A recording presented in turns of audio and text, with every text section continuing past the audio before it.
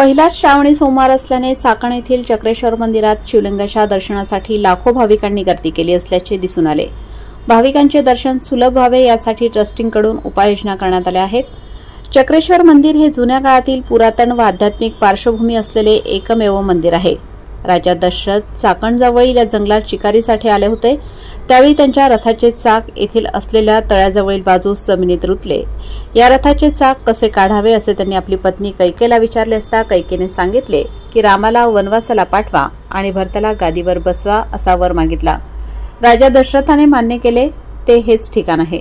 येथील जंगलात खोदाई करत असताना जमिनीतून चक्रेश्वर महाराजांचे शिवलिंग वर आले, त्यामुळे हे शिवलिंग जागृत आहे।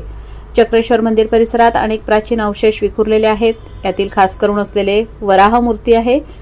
मंदिरात शिवलिंग असून शिवलिंगासमोर नंदी आहे। मुख्य मंदिराला खेटूनच सभामंडप आहे। या सभामंडपात संत शिरोमणी श्री तुकाराम महाराज यांची कीर्तन सेवा ही येथे झाली असल्याचे ज्येष्ठ नागरिक सांगतात। भाविकांचे दर्शन झाल्यावर भाविक येथे बसून नामस्मरण करतात।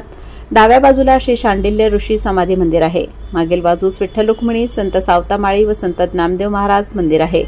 मंदिराजवळ महालक्ष्मी मातेचेही मंदिर आहे। चक्रेश्वर मंदिराच्या समोर पूर्व बाजूला मोठे पुरातन पाण्याचे तळे आहे। या तळ्याला चारही बाजूंनी खाली उतरण्यासाठी पायऱ्या आहेत। या तळ्यात येणारे पाणी हे शिवलिंगाच्या खालून येते, त्यामुळे बारमाही पाणी असल्याने कासवे व मासे इथे आहेत। मंदिराचा परिसर सुशोभित करण्यात आला आहे। दर्शनासाठी आलेल्या भाविकांना अमरनाथ सेवा मंडळाकडून खिचडी वाटप करण्यात आली। चक्रेश्वर मंदिराच्या ठिकाणी उभं राहून पवित्र अशा चक्रेश्वरांच्या सानिध्यात इथं या परिसरामध्ये मी सर्वांना प्रथमतः पवित्र अशा श्रावण महिन्याची शुभेच्छा देतो। आज श्रावण महिन्यातील पवित्र प्रथम सोमवार, या सोमवार दिनी आज चक्रेश्वर देवस्थानमध्ये प्रचंड अशी भाविकांची गर्दी लोटलेली आहे। आपल्या इथं मोठं तळं आहे। त्या तळ्यामध्ये कासव, मासे असे खूप सारे जलचर आहेत। माझी सर्व भाविक भक्तांना आपल्या माध्यमातून विनंती आहे की कोणीही त्या तळ्यामध्ये कसलेही खाद्यपदार्थ टाकू नये, जेणेकरून त्या ठिकाणी त्या जलचरांच्या जीवितास धोका होईल। मागील काळामध्ये या ठिकाणी अशाच आपल्या उत्तर भारतातील श्रावण मास चालू आल्यानंतर बरेचसे भाविक भक्त या ठिकाणी येत होते।